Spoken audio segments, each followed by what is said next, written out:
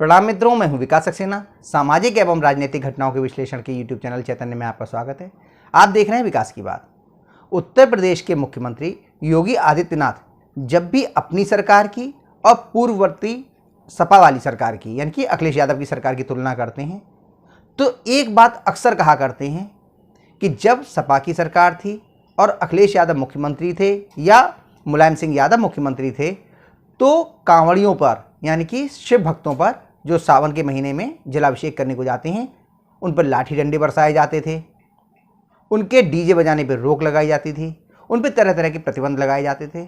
लेकिन अब जब से उत्तर प्रदेश में यानी 2017 से योगी आदित्यनाथ की सरकार आई है तब से कांवड़ियों को तमाम प्रकार की सुविधाएं प्रदान की जा रही हैं। उन पर लाठी नहीं बरसाई जा रही बल्कि उन पर फूल बरसाए जा रहे हैं। उनके इस बयान में, उनके इस कथन में शासन की मंशा स्पष्ट दिखाई देती है। लेकिन इसके बावजूद उत्तर प्रदेश का ही एक जिला है बरेली के एसएसपी ने अभी कल यानी कि 30 जुलाई को कांवड़ियों के एक जत्थे पर लाठीचार्ज करवाया और खुद उस पर आंसू गैस के गोले छोड़े। विवाद हो रहा था। ये विवाद क्या था इस पर भी हम लोग बात करेंगे। लेकिन जैसे ही ये खबर योगी आदित्यनाथ को लगी, बरेली से ही हैं भाजपा के राष्ट्रीय कोषाध्यक्ष जो पूर्व विधायक थे और प्रदेश सरकार में कैबिनेट मंत्री भी रहे, राजेश अग्रवाल जी, उन्होंने तुरंत ही योगी आदित्यनाथ जी के लिए इसकी सूचना दी।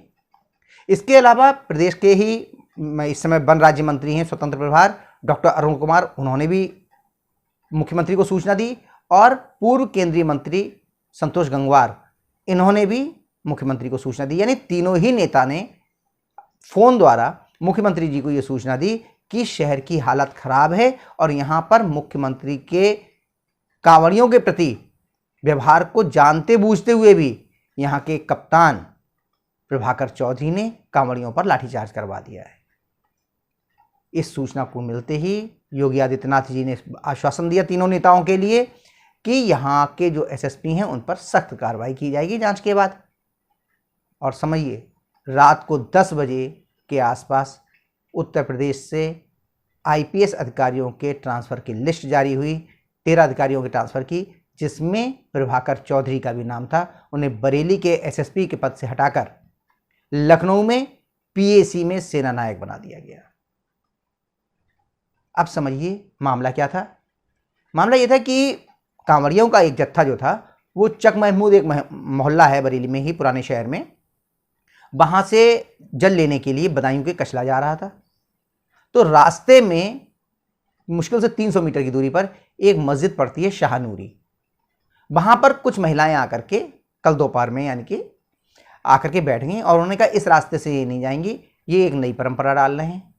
इससे पहले पिछले रविवार को, तब भी 23 जुलाई थी, तब भी यही बवाल हुआ था। शाहनूरी मस्जिद के सामने जब कांवड़िए निकल रहे थे तो वो आपस में एक दूसरे के ऊपर भभूत जो थे वो उड़ा रहे थे। कुछ गुलाल था, कुछ भभूत था, लेकिन हवा बहुत तेज चल रही थी। जो वीडियो वहां पर वायरल हुए हैं उस दिन के, तो बहुत तेज हवा चल रही थी, जिसकी वजह से वो कुछ भभूत या जो गुलाल जैसा, ये सफ़ेद रंग का जो पाउडर जैसा था, वो उड़ के मस्जिद की तरफ चला गया। ये वीडियोज़ में साफ तौर पर दिखाई दे रहा है। इसके तुरंत बाद मस्जिद से पथराव शुरू हो गया, मारपीट हुई और मारपीट के बाद कांवड़ियों की तरफ से उन जो पथराव करने वाले थे, पत्थरबाज थे, उनके खिलाफ मुकदमा कराया गया। लेकिन हैरानी की बात यह है कि उसमें के जवाब में पुलिस ने जो एफआईआर कराई उसमें अधिकांश नाम ऐसा लग रहा था कि जैसे कि जो कांवड़िया हैं या जो हिंदूवादी संगठन है उनके लोगों के खुलने की उम्मीद दिखाई दे रही थी। इसको लेकर हिंदूवादी संगठनों में पहले से रोष था। और अब 30 जुलाई को जब ये लोग निकल रहे थे और उन महिलाओं ने रास्ते से निकलने से मना किया तो हिंदूवादी संगठनों ने समझाने का प्रयास किया कि ये जो कांवड़ यात्रा है ये कोई जुलूस नहीं है, ये व्यक्तिगत यात्रा होती है, हर व्यक्ति की अलग अलग। हाँ, डाक कांवड़ में जरूर 8 या 10 लोगों का समूह बनाता है, कभी कभी 12 लोगों का भी समूह बन जाता है, लेकिन वैसे बिल्कुल नितांत व्यक्तिगत यात्रा है। ये कोई जुलूस नहीं है, केवल रास्ते से जा रहे होते हैं वो गाते बजाते हुए। इतना जरूर करते हैं कई बार भाई आर्थिक संसाधन कम होने की वजह से कि कई समूह मिलकर के एक डीजे सेट कर लेते हैं और उसी के साथ साथ वो लोग चलते रहते हैं, वो भी डाक कांवड़ में। जो बैकुंठी कांवड़ है उसमें तो बिल्कुल ही आदमी शांति से भगवान शिव के लिए, जलाभिषेक के लिए अपना गंगा जल लेकर के जा रहा होता है। पुलिस को ये मालूम था और प्रशासन को भी मालूम था कि पिछली 23 जुलाई को इसी क्षेत्र में इसी मस्जिद के सामने विवाद हो चुका था, तो उन्हें वहाँ के लोगों को विश्वास में लेना चाहिए था और उन्हें बताना चाहिए था कि देश में मुस्लिम एरिया और हिंदू एरिया जैसी कोई कंसेप्ट नहीं है। सभी रास्ते सभी को निकलने के लिए उपलब्ध हैं।